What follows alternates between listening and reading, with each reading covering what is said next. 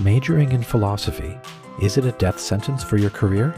Let's ask some of my former students. I'm Christopher Annadale, and this is Life After Philosophy. Welcome to Life After Philosophy. My guest today is Father Dominic Werner. Father Dominic is a 2011 graduate of Mount St. Mary's University with a Master of Arts in Philosophical Studies degree. He currently serves as an assistant professor of theology at Providence College in Rhode Island. He entered the Order of Preachers, the Dominican Order, in 2010 and was ordained a Catholic priest in 2016. He has his doctorate in moral theology from the University of Notre Dame in 2022. Father Dominic, welcome to the show. Thank you for having me. A point of terminology, Father. Should I say that you were ordained a friar or that you were ordained a priest? Well, good question. It's a common question. So you actually become a Dominican friar when you enter the Order of Preachers. So this would be prior to ordination. And technically, when you make your first profession of vows, that's when you formally enter the order and become a Dominican friar. So I was ordained a Catholic priest. I was a Dominican friar prior to that. Okay, that's what my instinct told me, but as I was saying it, it occurred to me I should ask, since I know not to say monk, I know to say friar, but it didn't occur to me how the priesthood overlaps with that. Mm-hmm. It was a privilege. It was one of my privileges back in 2016 to be able to attend your ordination at Catholic University of America in their beautiful cathedral there. So right now, Father, you are perhaps the first person I've talked to on this show who is actually doing what I do, teaching college students, serving as a professor, although a professor of theology, not of philosophy. How did this come about? Well, I mean, I realize if you're a friar, you go where your superiors send you and you do what they tell you to. But can you tell me a little bit about your journey towards being the theology professor you are today? Sure, of course. Well, I do credit my philosophy studies to a large degree in where I am today. When I entered the seminary, I briefly was studying as a Dawson seminarians. That's what brought me to Mount St. Mary's University initially. And I had prior to my entering the seminary, I had studied electrical engineering. So my background was very technical. I was drawn to engineering because I love problem solving. I love math and science. And when I started studying philosophy, as any seminarian does in preparation for the priesthood, I discovered a great love for philosophical inquiry, for the questions that we asked, we were discussing, for the people that we were reading. And it opened up a whole new world to me and helped me to understand that ideas have consequences, and shape how we view the world. There's a history to our culture, to our worldview, our perspective, and it's worthy of study, especially as I was, pursuing ordination to the priesthood with the idea that I would be, sent on mission to proclaim the gospel, that I need to understand the culture to which I'm sent, and philosophical inquiry just opened my eyes to a deeper perspective on that culture. So I would say that in part of that study of philosophy then did, I think, play a role in my own discernment of religious life and the discernment to enter the Dominican order in particular, which has, I think, a storied tradition of great theologians, of sacred study, which is a pillar of our way of life, all at the service of our preaching mission, where our formal name is the Order of Preachers. It's our charism, our mission is to preach for the salvation of souls, and to do so in a highly informed way, as students of those to whom we're sent. And so this is, I would say that in some sense, coming to appreciate the great history of philosophy, especially in the Western tradition, and it just helped me to see that there's a great need for preaching that's informed by philosophy that is cognizant of the philosophical tradition, and I think it did lead me in a way, an indirect way, to consider the religious life of the Dominican friars, I would say. So it's hard to trace a neat and tidy roadmap for you, but that's one. I mean, in a nutshell, I mean, it's of course, any vocation story, there's different aspects to focus on, but I would say, at least from the standpoint of how my studies led me, studying philosophy was really impactful in leading me to the order of preachers. There is this interesting sort of overlap, of course, between philosophy and theology, especially, where you might even say you're not actually doing just one and then the other, but you're doing both simultaneously. Has that come out in your teaching at all, in the sense that you're trying to teach theology to students? Do you find you have to teach philosophy to them simultaneously, or else draw upon some kind of philosophical formation they've had prior to entering your classroom? Yes, certainly. I would think, I mean, there's different ways to characterize the relationship between philosophy and theology. There's one that theologians are fond of saying that philosophy is the handmaid of theology. I've heard that. The servant of theology. And I mean, I think the analogy that I prefer is does maybe instrumentalize philosophy a little bit, but the idea that in a way, any philosophy trains our use of reason to reason in a rigorous, logical way, to form coherent arguments, and to detect fallacies and errors.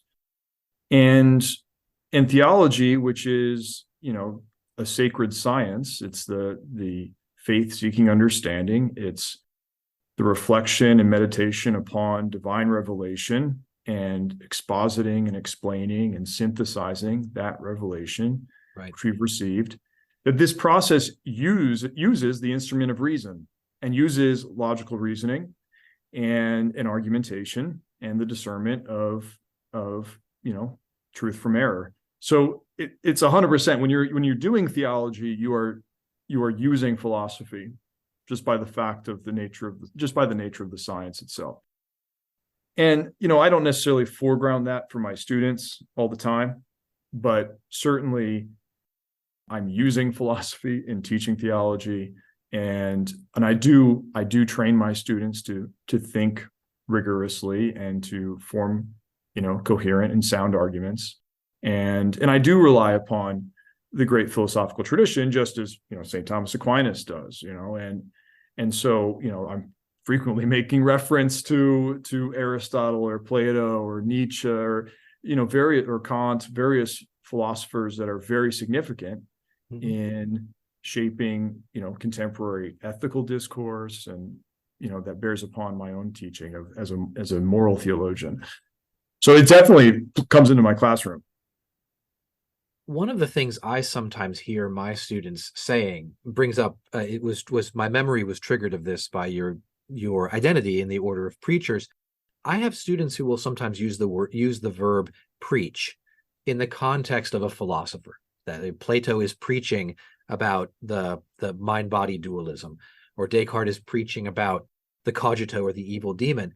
And some of this is maybe just a sort of common usage that I'm not embedded in, because I'm working in an academic context where preaching has a certain connotation and the word is used properly or improperly. What do you think of that? Do you encounter that in your own work? And do you suppose that indicates a certain student attitude towards the use of reason as a tool? Or is it maybe I'm just overinterpreting a certain linguistic tick of one particular group of people or generation? That's an interesting question. I'm not sure I've come across that in the same way, but I can see maybe what they're expressing or getting at. I think one of the hallmarks of especially the Greek philosophical tradition, but I think beyond just the Greeks, is that they are concerned with profound existential questions that are universal human questions, such as what is the nature of happiness? What is the nature of reality? Can we get purchase on it? Can we know truth? These are questions which which because of their profundity and their universality, they do kind of have, I think they're sometimes interpreted as religious questions today, in a context where maybe in a more secular culture, time and place, where the questions of existential import have been kind of relegated to the religious sphere, that when they encounter, the great minds of the philosophical tradition engaging these questions, they kind of maybe see them as engaging in some kind of religious enterprise. And in a sense, I think, I'm not sure it makes too much sense to draw a strict bound as to what counts as religious or not here. But I can kind of see what they're getting at there, because a philosopher is a lover of wisdom, and wisdom is a pretty ambitious goal, which encompasses all of human life and its mysteries. So it's, there is something kind of, I don't know, evangelical, if we could use the word, about sharing wisdom with others. And, of course, this is, the earliest Christians. You look at Justin Martyr, for instance, St. Justin Martyr. He would identify Christianity as the true philosophy. He doesn't necessarily draw such a strong distinction between philosophy and theology in that way, that true wisdom has been given by the Logos. And so I do see that connection that they're making, that the students are making. And it's interesting that they themselves linguistically, maybe unwittingly kind of tap into that. Yeah, that helps me a lot, actually, because I had initially interpreted this as meaning, maybe speaking with authority, and perhaps an authority that's not been generally earned by rational argument. But perhaps what they mean is speaks earnestly, in a way that where they just profoundly care about the answer because it matters in this existential sense for human life. It's absolutely vital that we get the right answer to this, and that perhaps triggers their linguistic association with religion, or with preaching, or with a certain kind of speech that's free of the casual, maybe jocular feeling of maybe everyday speech. Thank you. Was there any big question or sort of life-changing thinker that you encountered in your study of philosophy that really you've carried with you in the past decade?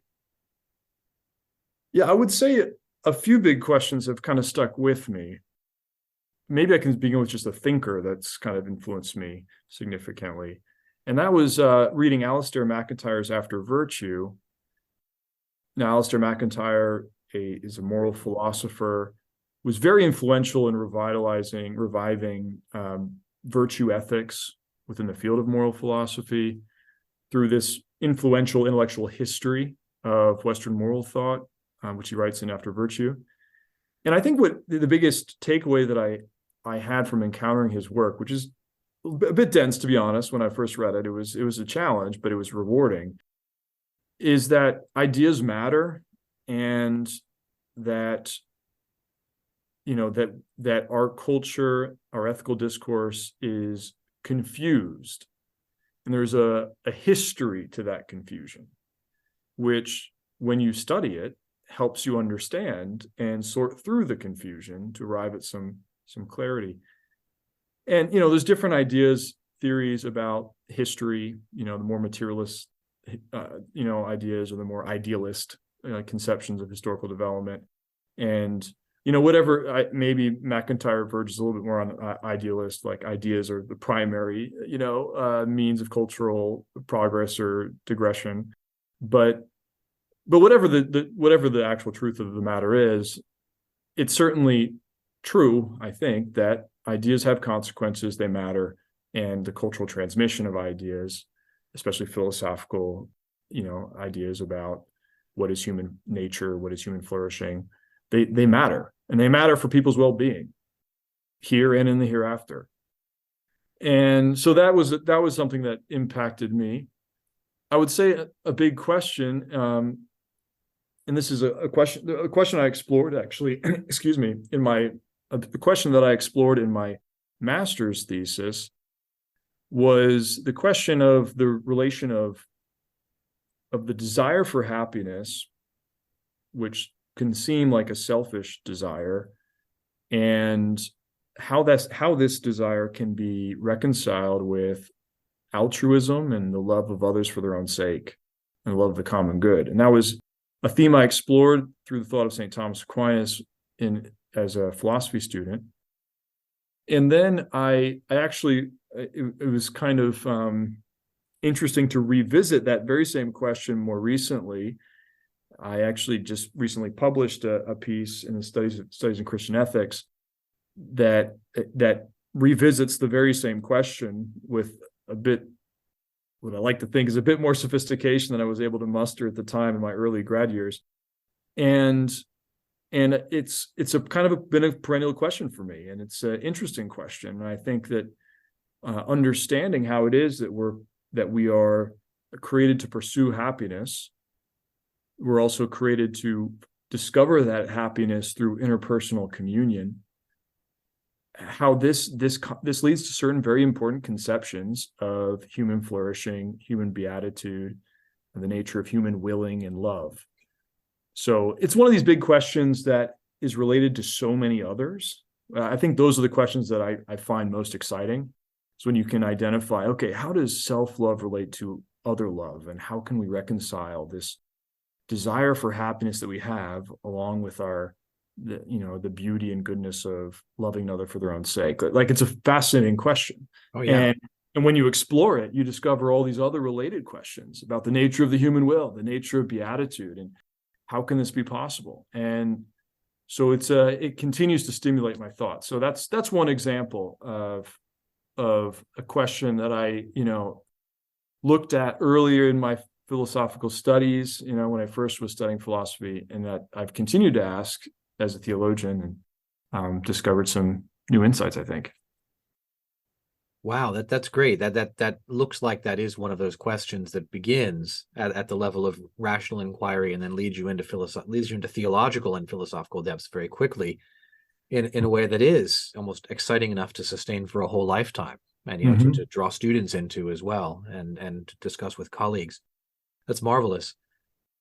An observation that somebody made to me some time ago was that young people today, in this fellow's experience, tend to have as many philosophical questions as they have theological questions. That if they have a problem with the faith, if they're grappling with doubt, oftentimes the source and the nature of their doubt is a question about the nature of truth, or about the nature of knowing, or about certainty, as much as it's a question about the authority of the church or the reliability of revelation.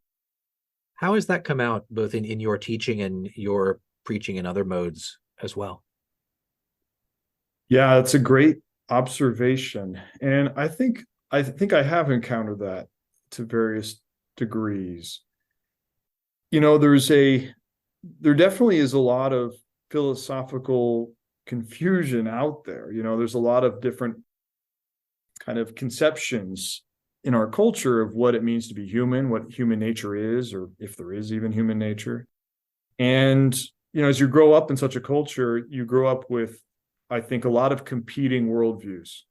You have this almost moral exhortation, which is communicated in our culture today, that it is that the really truly good person is the one who is authentically themselves in some way, that there's this kind of what you might call an expressive individualism, or a kind of an ideal of authenticity, as others have pointed to. And at the same time, we have this anxiety of also desiring recognition and affirmation from others. And it turns out that recognition and affirmation can only be given by a standard which others have, of what right. Good life is. So we're in this predicament. So there's all sorts of, this is just one example of the kind of confusion that we live within. And there's all sorts of competing claims to the truth about human nature and whatnot. And in that kind of context, where there's widespread disagreement about what it means to be human, it's understandable that there would be a lot of doubts about the possibility of arriving at any true answer that you could base your life on. so I do think there's a level of there's a deep philosophical confusion and desire to remedy that. I would also say, though, that I don't think that necessarily, and this is a case by case basis, but I'm not sure that the remedy is always necessarily, starting with philosophy. I mean, it can be. I don't want to deny that, but I do think that there's a reason that the Lord gives us divine revelation, and as a Christian, as a priest, I believe this 100%, that the Lord he reveals himself to us. He reveals what we're made for, who we are most perfectly in the cross, in the self-sacrifice of the Son of God on the cross for us who are yet sinners, and he loves us still. That there's something powerful and revolutionary about this revelation that has the power to kind of cut through certain problems. I mean, it introduces mysteries, no doubt, but has the power to kind of provide what reason struggles to arrive at on its own. Now, anyway, so that's a long-winded answer to your question. Short answer is yes, I think this is a true phenomenon. Your colleague's observation. Yes, I do think there's a lot of philosophical problems and questions, and students have questions at that level. And I guess I just raised the thought that sometimes I think theology can help also speak to even those questions. Yeah, there's my theologian's bias coming out. Well, I'm sort of speaking as a subaltern to a superior in some disciplinary sense here, but in ways I don't know if every listener appreciates this, but you and I are kind of sniping in a friendly fashion across the boundary. That's true. That's between true. Philosophy and theology. Both of us doing a little bit of each.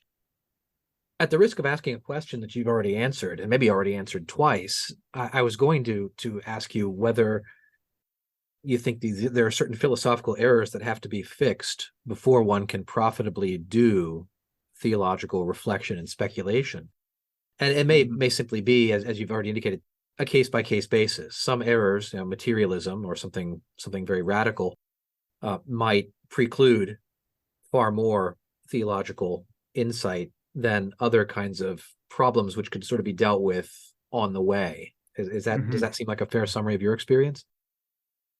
Yeah, I think I could think of off the top of my head of a few, pretty radical philosophical errors that would need to be resolved to even entertain the possibility of divine revelation, So I think there is a kind of a radical skepticism about the power of human reason, which is problematic for any kind of confidence in truth claims, whether they be philosophical or theological. So that would need to be addressed at some level.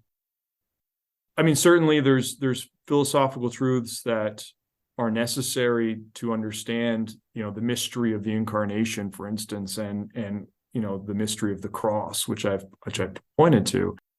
If there is no universal human nature, then what does it mean to say that the Son of God became one of us, for instance? Right. That doesn't make sense. Okay, he became an individual of a species that's not, I don't share. We have nothing in common, actually, when it comes down to it. His atoms are not my atoms. What does he have to do with me? So there are definitely, if you're a radical materialist, if you are a kind of radical nominalist, you don't believe in any kind of natures, then theological claims will not make sense. They won't have purchase with you. Right. Now, why I still point to the cross is because, well, this is a deeper topic, but we are complex creatures, as we're truth seekers. Right.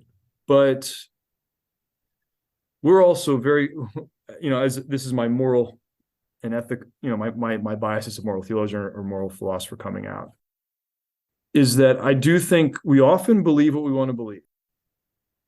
We often adhere to truths that make us comfortable, that confirm our priors, that paint a picture of ourselves that at some level we want to believe. And so, so there's, I think for any kind of philosophical conversion, we can even call it that in a way. Yeah. Philosophical conversion, even for the radical skeptic, the radical nominalists, or, whoever adheres to these doctrines, it's going to involve a radical re-envisioning of themselves and their place in the cosmos. And that's a big deal. Anytime someone undergoes a real profound philosophical conversion, it's a kind of death to self. Yeah. It's kind of a rebirth of sorts. And something has to kind of force that. Like, that doesn't just happen. That doesn't just, it's not like you just have a great conversation about philosophy in a coffee shop. And like, no, that's sort of Flannery O'Connor, the eruption of violence, great grace-filled violence into the life of, right. of the complacent person. And I appreciate this when I teach. I try to do this in a sensitive way, but when I first begin my courses, I try to provoke a little bit of an existential crisis. I mean, not something too profound that I don't want to cause students to be too troubled, but to raise questions of like, okay, life, you are mortal. Like, let's talk about what we all have in common. We're all going to die. We all suffer. We all have an insatiable appetite for happiness. And we all, and we're free, and we have abused our freedom. We've done things we're not proud of.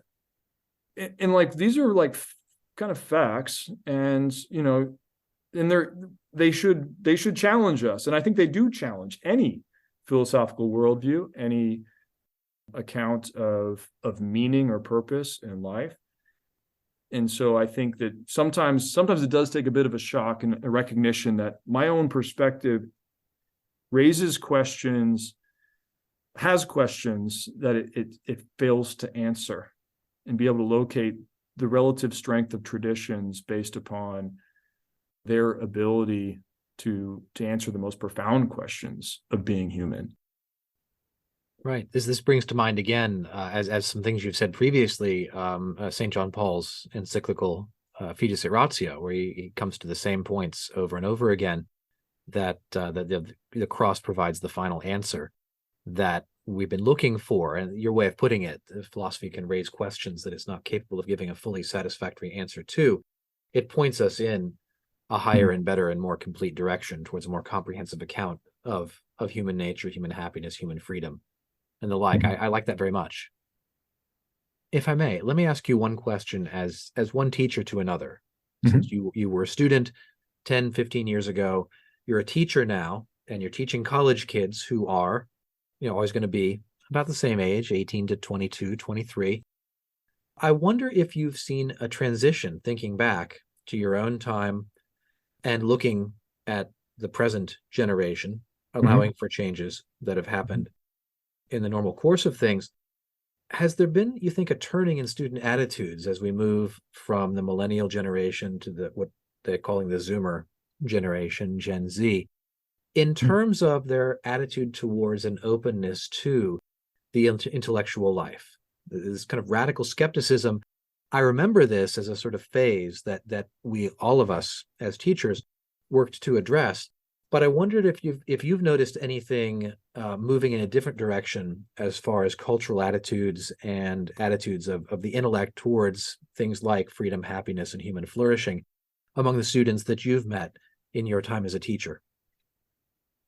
Yeah, it's a great question. I think that there are some constants, and then there are some things that probably have changed a bit. If I think about some of the constants, I think that there's always going to be a pretty wide spectrum of student interest in the kind of philosophical inquiry which we're about. Yeah. I think there are some students that are just very inquisitive.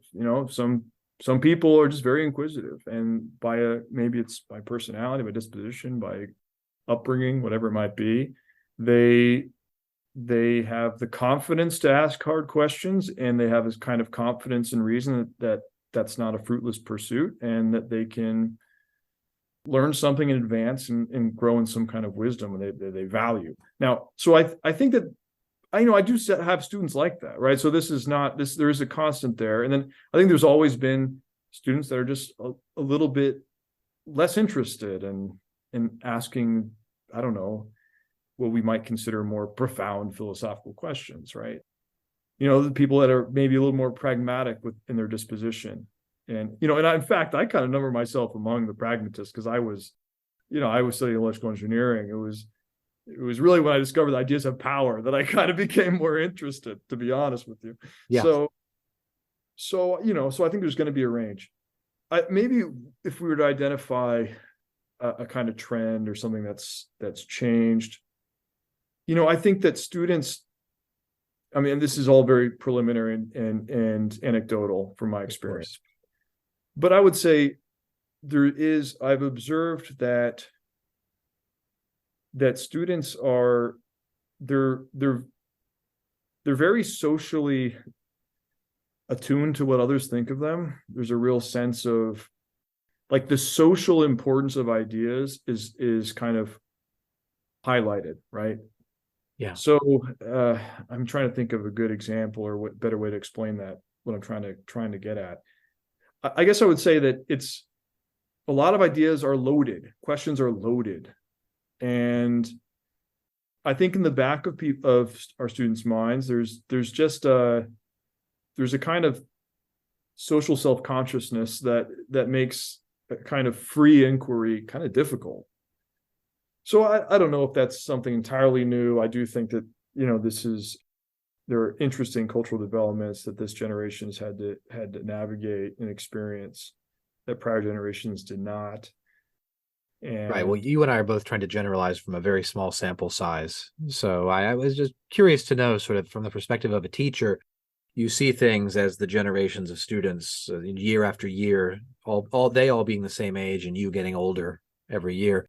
They sort of flow past you at the university. I'd love to touch base with you in 5 or 10 more years when you've seen more about whether there are trends that you see. My own impression is that students were perhaps a little bit less cynical and a little bit more hungry for meaning than they might have been or been thought to be, say 8 or 10 years ago. But that again is, even in my case, a very preliminary judgment and based upon very relatively few observations compared to the whole student body. Right.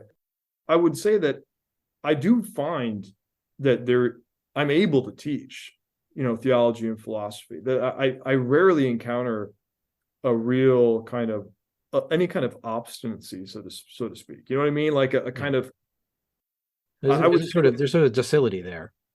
Yeah, well, there's just like a willingness to kind of go along for the ride, so to speak. And I think that and this is probably perennial, but I do think that as a professor, if you're enthusiastic that what you're teaching is important and it's actually kind of fun to investigate.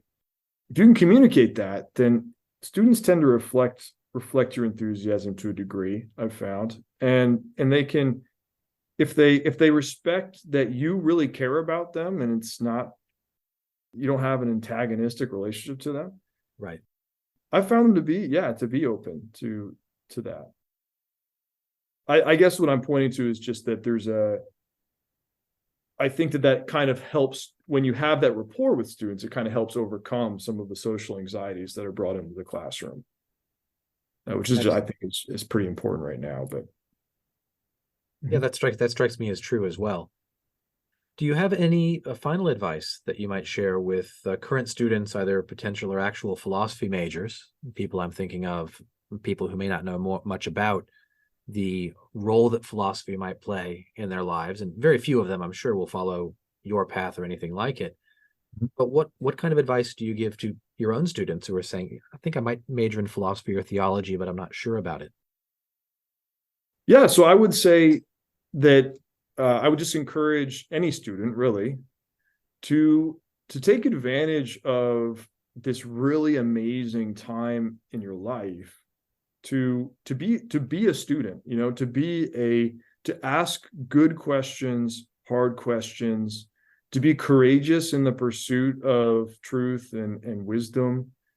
I mean, so much of life is the performance of duties that have been given to us that, that are rather pragmatic. And here in when you're a student, you're in college, whether it's an undergrad or a grad student, you have this amazing opportunity to actually wrestle with ideas and to dive deep into some of the most profound questions that human beings throughout history have been asking. And you can be a part of the conversation, and that itself is incredibly useful. I mean, I hate to be crass and pragmatic about it, but it's useful. It's to know what it means to be a human being, to have some clarity about who you are, what you've been made to do, and what gives you meaning and purpose in life.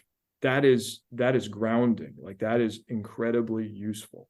So I would say, just my advice, anyone considering studying philosophy, is give it a shot. Be courageous. Now, I do think you have to be prudent. Like, if you're looking ahead to getting a job, it's like maybe do a double major or whatever. Or, there's other ways to kind of make your CV more attractive and marketable. I get it. But this, just take advantage of this opportunity to be a lover of wisdom and to pursue it wherever it leads you. Excellent. Thank you very much, Father. I really appreciate that. It's a great place for us to close. My guest today has been Father Dominic Werner, a Dominican friar and assistant professor of theology at Providence College in Providence, Rhode Island. Thank you very much for joining us today, Father. Thank you. It's been a pleasure.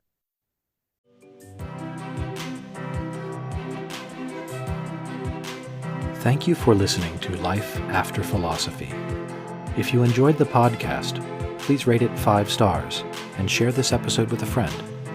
I appreciate your support.